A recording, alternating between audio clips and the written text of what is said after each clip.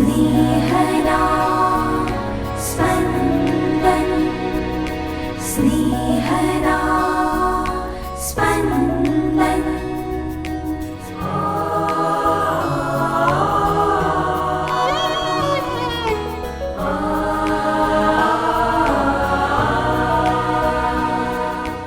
સામાન્યકાળના 12મા અઠવાડિયાનો શુક્રવાર. મારા પ્રભુ તો મને સાજો કે સાજી કરવા ઈચ્છે જ છે, પણ પ્રશ્ન એ છે કે શું હું સાજો કે સાજી થવા તત્પર છું? પ્રભુના સ્પર્શ થકી આપણને શારીરિક, માનસિક અને આધ્યાત્મિક સાજાપણું પ્રાપ્ત થતું રહે તેવી પ્રાર્થના કરીએ. સાંભળીએ સંત માથીકૃત શુભ સંદેશ, અધ્યાય 8, કડી 1-4. ઈસુ ડુંગર પરથી નીચે આવ્યા ત્યારે લોકોના ટોળે ટોળા તેમની પાછળ પાછળ ચાલવા લાગ્યા. ત્યાં એક કોઢિયો તેમની પાસે આવ્યો અને પગે પડીને બોલ્યો, પ્રભુ, આપ જો ઈચ્છો તો મને સાજો કરી શકો એમ છો. ઈસુએ હાથ લંબાવી તેને સ્પર્શ કરીને કહ્યું, હું તો ઈચ્છું છું, તું સાજો થા. અને તે જ ક્ષણે તે સાજો થઈ ગયો. પછી ઈસુએ તેને કહ્યું, જોજે, કોઈને કશું કહેતો નહીં. સીધો જઈને પુરોહિતને તારું શરીર બતાવ અને મોશે એ ફરમાવેલું નૈવેદ્ય ધરાવ. એ એમને માટે પુરાવારૂપ બની રહેશે. स्नेहदा स्पन्दन स्पन्दन। ઈસુ ઈચ્છે છે કે ચર્મરોગી સાજો થાય. આ આપણે માટે શુભ સમાચાર છે. ઈસુ આપણું ભલું ઈચ્છે છે. ઈસુ તો હાથ લંબાવી ચર્મરોગીનો સ્પર્શ કરે છે. ચર્મરોગ ચેપી હોવાથી તકેદારીના પગલાં રૂપે ચર્મરોગીનો સ્પર્શ ન કરવાનો શિરસ્તો હતો, જે માત્ર તકેદારીના પગલાંરૂપ હતું. તે ચર્મરોગીના વ્યક્તિત્વ સાથે વણી લેવામાં આવ્યું. ચર્મરોગી અશુદ્ધ છે, માટે એનો સ્પર્શ નહીં કરવાનો એવું મનાવા લાગ્યું. સ્પર્શમાં જબરી તાકાત છે. રડતા બાળકને માં હળવે હળવે પીઠ પર થાબડે છે અને બાળકનું માત્ર રુદન બંધ થતું નથી, બાળક નિરાતે ઊંઘવા લાગે છે. ખાંસી ચડે અથવા ઉબકા સાથે ઉલટી થતી હોય તો પીઠ પર હળવેથી હાથ પ્રસારવાથી ખાંસી અથવા ઉલટી કરનારને રાહત થાય છે. સ્પર્શ, વ્હાલ અને પ્રેમ દર્શાવવાનું ઉમદા માધ્યમ છે. સ્પર્શ ક્યારેક અનેક શબ્દો કરતાં વધુ શક્તિશાળી છે. ઈસુ તો ચર્મરોગીને અશુદ્ધ માનતા નથી. તેના પ્રત્યે ઈસુ વ્હાલ દર્શાવવા માંગે છે. તેને સાજો કરવાની ઈચ્છા તો છે જ, તેમાં ભળે છે ઈસુનું વ્હાલ. પછી ચમત્કાર થાય જ ને. ચર્મરોગીનો કયો ફાળો? ઈસુમાં શ્રદ્ધા. ઈસુ ચર્મરોગ અથવા કોઈ પણ રોગ મટાડવા સમર્થ છે. ચર્મરોગ કદાચ અસાધ્ય રોગ હશે. આજે આપણે કેટલાક રોગોને અસાધ્ય માની બેઠા છીએ. આપણા મનમાં એવું ઠસાવી દેવામાં આવ્યું છે. પણ સાચી વાત તો એ છે કે ઈસુ કોઈ પણ ના મટાડી શકે એવા રોગને મટાડવા સમર્થ છે. ઈસુ ચમત્કાર કરે છે, પણ તેમના સમાજના ધારાધોરણને માન આપે છે.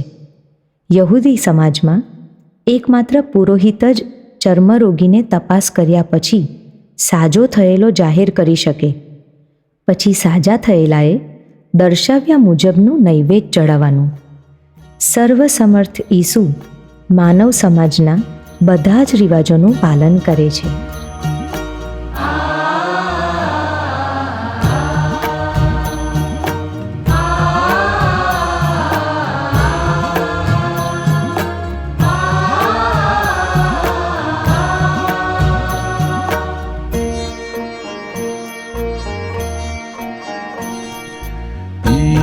ईश्वर दया करो, ईश्वर दया करो, ईश्वर दया करो, ईश्वर दया करो, ईश्वर दया करो,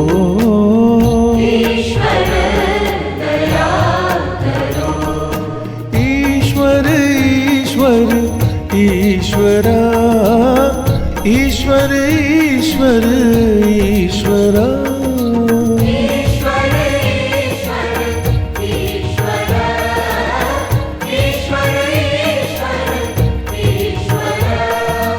ईश्वर दया करो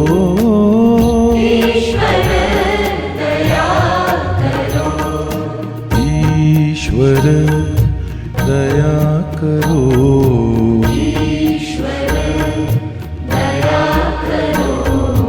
ईश्वर दया करो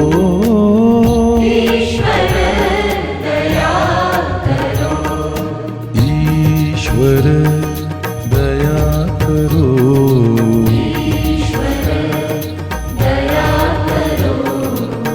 ईश्वर दया करो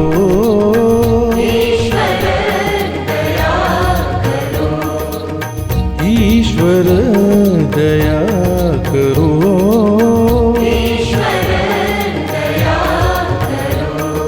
हे ईश्वर दया करो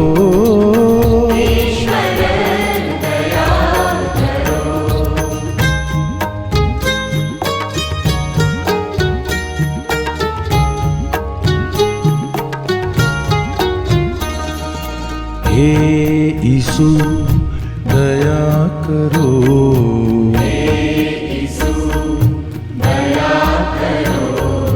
हे यीशु दया करो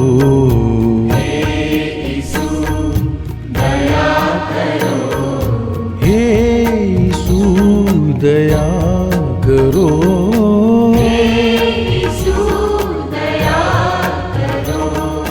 हे वाला यीशु दया करो हे वाला यीशु दया करो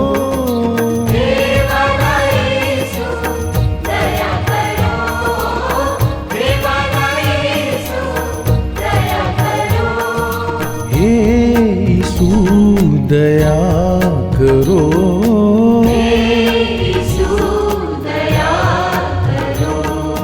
हे यीशु दया करो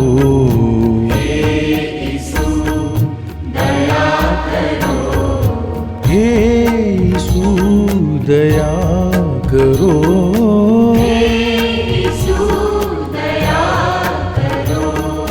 हे यीशु दया करो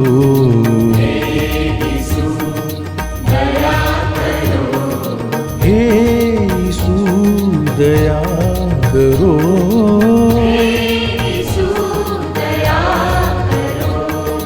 हे